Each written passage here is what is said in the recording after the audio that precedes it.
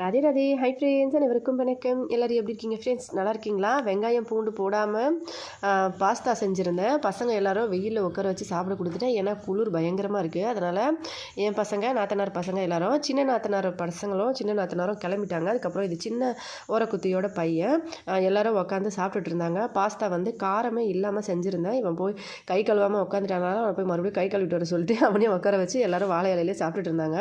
எங்கள் நாத்தனார் வந்து குளிச்சுட்டு ரெடியாகி நின்றுட்டு இருந்தாங்க அந்த பக்கம் வீட்டுக்கு போகிறதுக்காக. அதுக்கப்புறம் அவங்களுக்கும் கொஞ்சம் பாஸ்தா கொடுத்தேன். சாப்பிட்டுட்டு நான் காலையில் எல்லா வேலையும் முடிச்சுட்டு சாமி பூஜையெல்லாம் பண்ணிவிட்டு பகவத்கீதை படிச்சுட்டு ரெடி ஆகிட்டு அந்த பக்கம் வீட்டுக்கு போகணும்.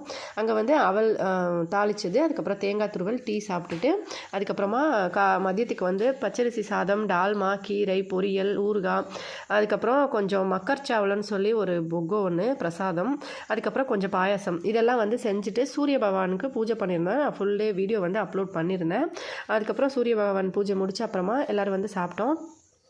இந்த ரெசிபியெல்லாம் தான் செஞ்சுருந்தோம் அன்றைக்கி. அதுக்கப்புறம் சாப்பிட்டுட்டு நைட்டுக்கு வந்து இந்த பக்கம் ஈவினிங் வந்துட்டு மறுபடியும் என்னோடய வேலையெல்லாம் முடிச்சுட்டு சுடா வந்து அதாவது அவல் எண்ணெயில் பொரிச்ச அவல் இந்த கடையில் பேக்கெட் விற்பாங்க அது, அதுக்கப்புறம் போட்டேன். அதுக்கப்புறம் எல்லோரும் சாப்பிட்டுட்டு இதோட கொஞ்சம் மிக்சரும் சேர்த்து சாப்பிட்டா நல்லாயிருக்கும். அதையும் சாப்பிட்டுட்டு அதுக்கப்புறம் நைட்டுக்கு சாப்பிட்றதுக்கு பசங்க வந்து அந்த பக்கம் வீட்டுக்கு போயிட்டு பெரியவன் சாப்பிட்டுட்டு எடுத்துகிட்டு வந்துட்டான்.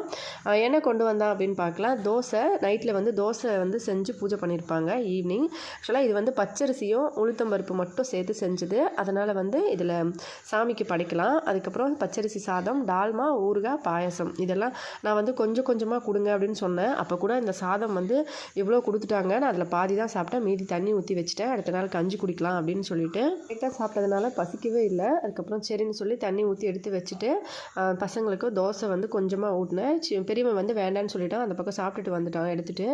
அதுக்கப்புறம் சின்னவனுக்கு ஊட்டிட்டு நானும் சாப்பிட்டேன்.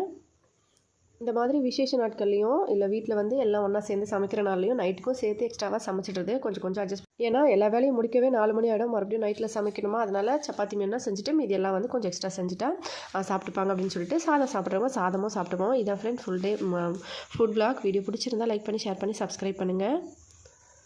நம்ம சேனலுக்கு சப்போர்ட் பண்ணி சப்ஸ்கிரைப் பண்ணுங்கள். நன்றி, வணக்கம்.